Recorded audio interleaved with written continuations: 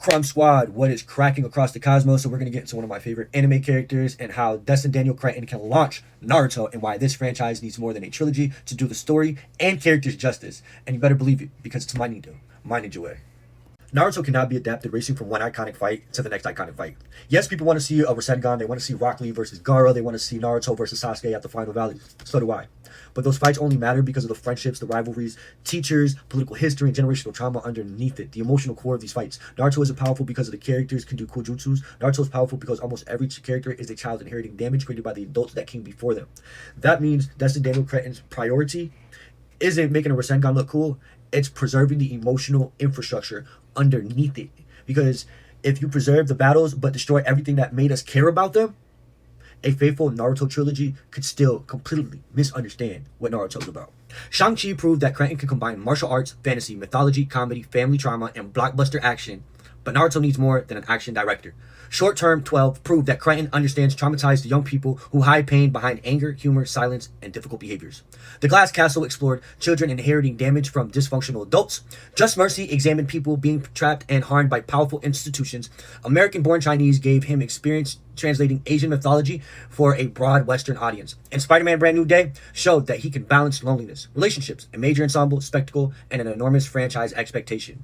Cretton's real strength in finding vulnerable human being underneath the spectacle. And Naruto is filled with children hiding underneath the identities of soldiers. So yes, Shang-Chi matters, but when you examine his entire career and filmography, you start to really realize that Destin Daniel Cretton's greatest qualification for Naruto has nothing to do with Shang-Chi. Naruto inherits the hatred of an entire village for something that happened when he was born. Sasuke inherits the massacre of the Uchiha clan. Gaara is transformed into a weapon by his own father and village. Neji inherits the Hyuga clan's caste system.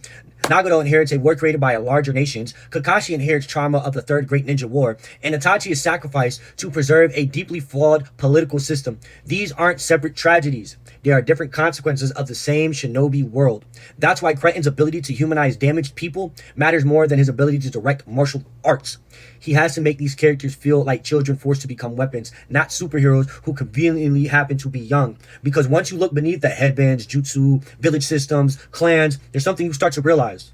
Almost every major character in Naruto is a victim of an adult decision. 3 movies can introduce Naruto, Sasuke, Sakura, and Kakashi. But what happens to Team 8, Team 10, Rock Lee, Neji, Gaara, the other villages, the Jinchūriki, the Akatsuki, the Uchiha history, and 3 previous ninja wars? You cannot ask viewers to mourn Neji if the franchise only gave us 5 minutes of development. Assume his death won't devastate people unless they understand his relationship with Team 10. And the allied shinobi forces won't feel historic unless viewers understand why these villages hated one another in the first place. The problem isn't simply that Naruto contains too much material. The problem is that later events depend emotionally on relationships and history established much earlier. You could shorten the story, but if you remove its foundation, the entire payoff collapses into pieces. And that's why squeezing Naruto into 3 movies creates a problem no amounts of great directing can solve. A Naruto trilogy would fail, even if all 3 movies were good. My structure would be a generational, interconnected hub and spoke universe using eventized storytelling. The Naruto movies are the central hub, mainline, its main purpose. The Great Ninja War series becomes a historical backbone. 1-hour specials explores individual tragedies. Limited series develop important characters, organizations, and villages. Then every branch reconnects during the 4th Great Ninja War. And eventized means every story only receives the time it actually needs. One focused tragedy might need a 1-hour special. A complicated ensemble might need a 6-episode series. Naruto's primary journey remains theatrical. Nothing should continue forever just because it became popular. Every project has a specific purpose, completes that purpose, and moves the larger story forward. Because the answer is not copying and paste another cinematic universe, the answer is understanding that Naruto doesn't need an MCU copy. It needs its own storytelling system. The first Naruto movie should begin with Mizuki, the Forbidden Scroll, and Naruto discovering that the village has hated him because of the Nine Tails. We establish Iruka, form Team 7, introduce Kakashi through the Bell Test, and then send them on the Land of the Waves mission. That mission transforms Naruto's understanding of what being a shinobi actually means. Zabuza and Haku introduce the moral argument behind the entire franchise. This world turns human beings, especially children, into tools. Haku possesses incredible power, but his entire identity is built around being useful to somebody else. Naruto sees that and begins deciding what kind of ninja he wants to become. The movie shouldn't end with Naruto becoming the strongest. It should end with him beginning to question the system he desperately wanted to join. The first mission contains the moral foundation for everything Naruto will eventually try to change, which is why Naruto's smallest arc, it's the thesis of the entire franchise.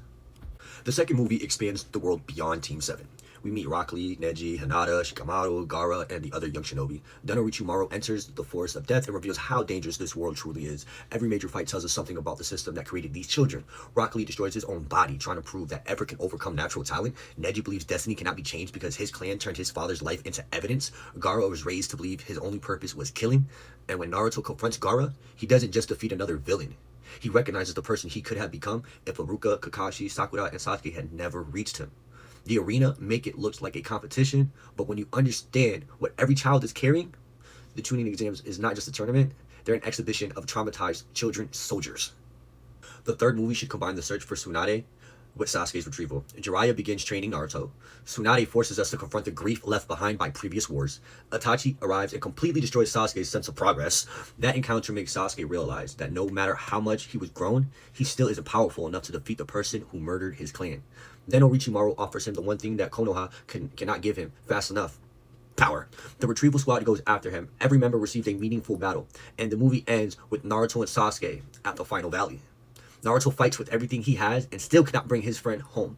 The original era should end with failure because Naruto hasn't developed the strength or emotional understanding required to save Sasuke yet. Naruto can win his battles during his trilogy, but the era only works. The original Naruto trilogy ends where the hero is failing. The Great Ninja Wars should be an ongoing historical series with 2 controlled seasons devoted to each previous war.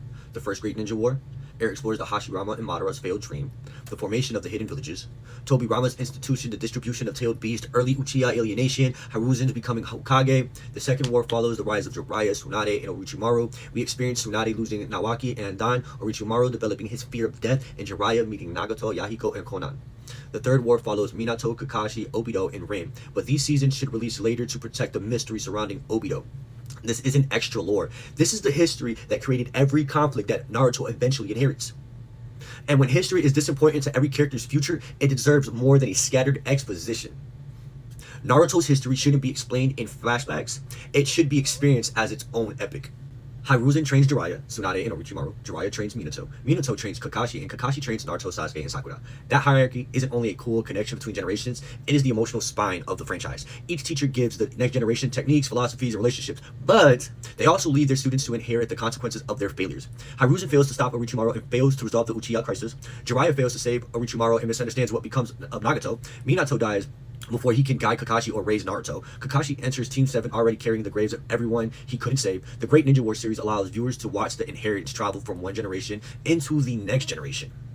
The shinobi don't only inherit names, techniques, responsibilities in Naruto. Every teacher passes down 2 things: knowledge and unfinished trauma. The adaptation cannot rush to reveal Itachi's truth just because existing Naruto fans already know it. New viewers need time to believe that Itachi is the monster Sasuke remembers. His first special should strengthen that fear, not immediately clear his name. Show fragments of the Uchiha massacre from Sasuke's perspective. Show Itachi's impossible power. Let his silenced reputation and relationship with the Akatsuki make him feel terrifying. But you need to protect his real motivations. As the Great Ninja War series and political stories expose the darkness inside of the Hidden Leaf, the audience should slowly begin to start questioning whether the official version of the massacre makes sense. Then, when the truth finally arrives, it doesn't simply redeem Itachi, it forces viewers to reconsider Konoha Sasuke's entire life and everything they thought they understood about the franchise. Understanding Itachi only matters after the audience has spent years being afraid of him. Because look, in all honesty, Itachi should be treated like Darth Vader. Make us fear him long before asking us to understand him. The side projects shouldn't be disposable spin-offs. Each one should prepare something required by the main story. Gaara could receive a 1-hour special about his childhood, Shakuka, Yashimaru, his father, and the Sand Village's desperation. The Nine Tails attacks deserve a special connecting Minato's generation directly to Naruto's birth. Other jinchūrikis should be developed before the Akatsuki begin hunting them, so their depths feel like the destruction of actual lives, not names being crossed off a list. More complicated stories or series should become limited. Series like Kakashi's time in the ANBU Black Ops, the Akatsuki, the legendary Sannin, Gaara becoming the Kazekage, or the Bloody Mist and the 7 Ninja Swordsmen. One focused tragedy gets a special. A complicated ensemble gets a limited series. And everything must serve the central story. The answer isn't giving everybody endless content. It's remembering that not every Naruto character needs a television series, but some of them need more than just 10 minutes on screen.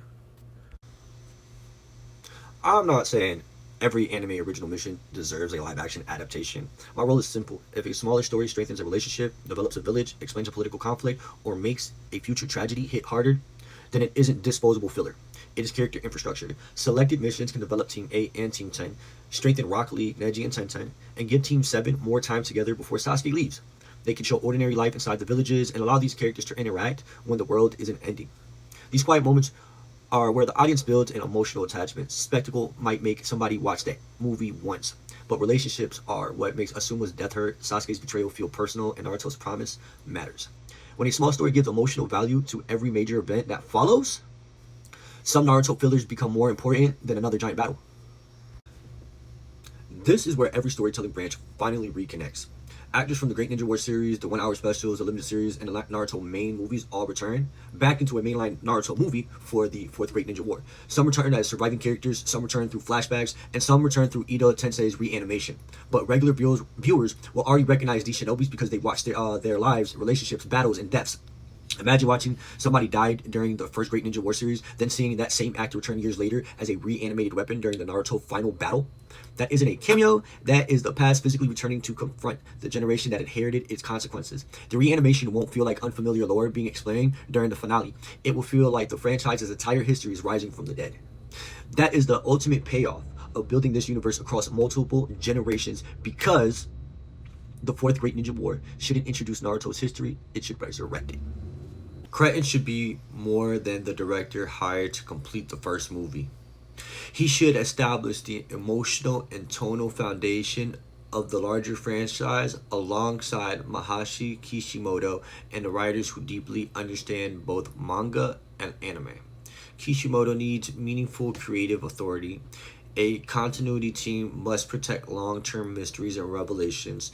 The writer's room needs perspective that extends beyond the hidden leaf, because every village understands the shinobi world differently. Foreshadowing must be planned years in advance. Characters and actors need to remain consistent across movies, specials, and series. And every project must remember the central idea. This is a story about a young people inheriting a broken world and deciding whether to continue its cycle. Destin Daniel Cretton may possess the emotional intelligence to understand Naruto, but Naruto's journey needs an entire storytelling structure built around it. Because even with the perfect filmmaker standing at the beginning, Destin Daniel Cretton can launch Naruto, but no single director can carry this entire world on their back.